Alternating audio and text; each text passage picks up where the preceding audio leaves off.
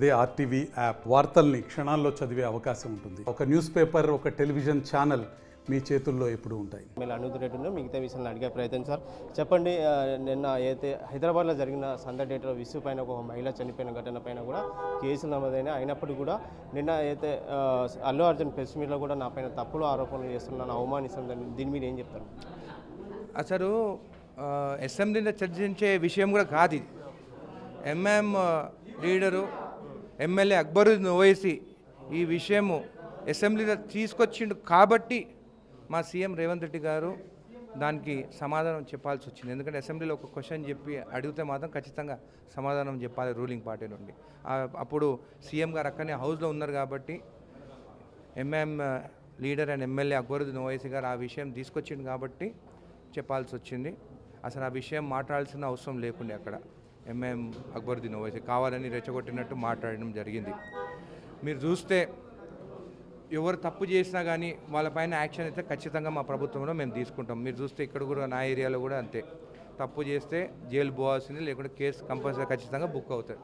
ఇంకా case book అయింది, police వాళ్ళు బుక్ చేసిన తప్పు చేసినని చెప్పేసి పోలీసు వారు ఆధారాలతో సహా బయట పెట్టినారు.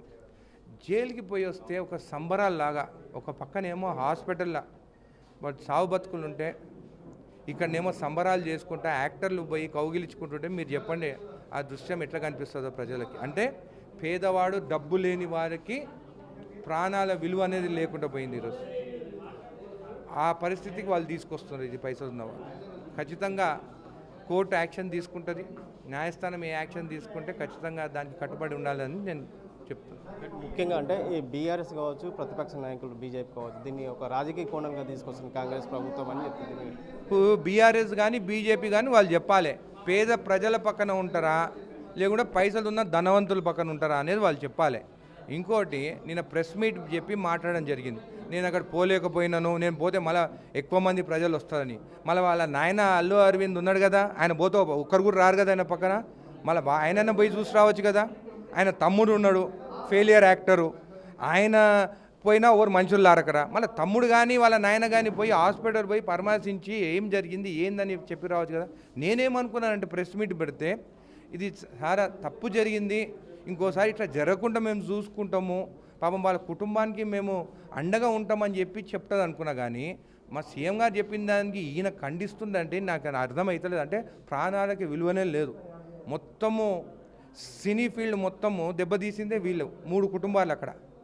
ఒకటి దిల్ రాజు, మా ఎఫ్డీసీ చైర్మన్ ఆయననే దిల్ రాజు, ఆయన ఈ అరవింద్ వాళ్ళ ఫ్యామిలీ, సురేష్ ప్రొడక్షన్, వీళ్ళే మొత్తం సినిమా థియేటర్లు అంతా లీజ్కి తీసుకొని వాళ్ళకి ఇష్టమున్న సినిమాలే రిలీజ్ అవుతాయి.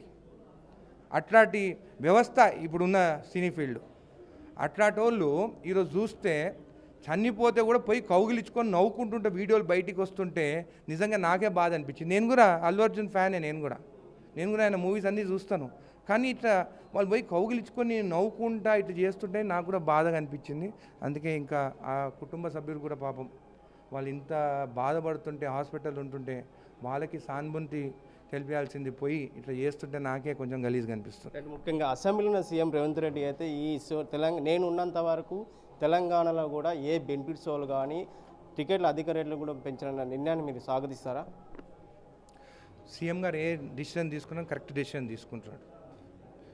ఆయన అంత డేర్ స్టెప్ చేసిన దానికే ఇవన్నీ కేసులు బుక్ అయ్యి యాక్షన్ తీసుకోవడం జరిగింది. ఖచ్చితంగా ఆయన తీసుకున్న స్టెప్ కరెక్ట్. మీరు అందరు విన్నారు నిన్న అసెంబ్లీలో మాట్లాడినప్పుడు.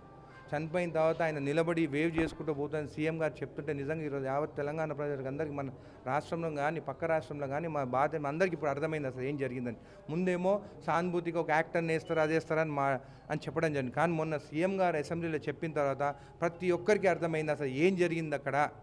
ఆ పాపం ఆ సాగు బతుకులు ఉంటే వాళ్ళకి సానుభూతి తెలిపాలే కానీ ఇట్లా చేస్తుందని చెప్పి సీఎం గారు చెప్తే నిజంగా బాధ అనిపించిందని చెప్పి మీకు తెలియజేస్తుంది. మా సినిమాటోగ్రఫీ మినిస్టర్ గారు కోమటిరెడ్డి వెంకటరెడ్డి గారు పాపం ఆయన పోయి హాస్పిటల్ పోయి ఆయన సొంతం ఆయన ప్రతీక్ ఫౌండేషన్ ఆయన సన్ పైన ఏదో పెట్టుకుని 25 lakhs ఇచ్చొచ్చు రావడం జరిగింది. నాకు కొన్నిసార్లు నేను అన్నీ దాచుకోలేను, నేను అన్నీ ఏదున్నా కానీ ఓపెన్గా చెప్తాను. ఎఫ్డీసీ చైర్మన్ దిల్ రాజుకి మా కాంగ్రెస్ ప్రభుత్వం ఇచ్చింది. ఆయన పోయి అల్లు అరవింద్తో కోర్టుకు పోయి వచ్చాడు అక్కడ. అరే ఎఫ్డీసీ చైర్మన్గా ఉండి ఆయన హాస్పిటల్కి పోయి ఏమైందనేది కూడా పోయి చూసి రావాలి కదా. నేను ఎఫ్డీసీ చైర్మన్ రూమ్ కోసం ఒక గన్మ్యాన్ పక్కన ఉండే కోసం అయినాడా? ఇట్లాంటి ఇష్యూస్ ఉన్నప్పుడు ఎఫ్డీసీ చైర్మన్ ముందుండి పోయి సమన్యాయం చేసి ఇట్లా పెద్దగా కాకుండా చూసుకోవాలి. ఒక ఫెయిలియర్ ఎఫ్డీసీ చైర్మన్గా చూస్తున్నాం.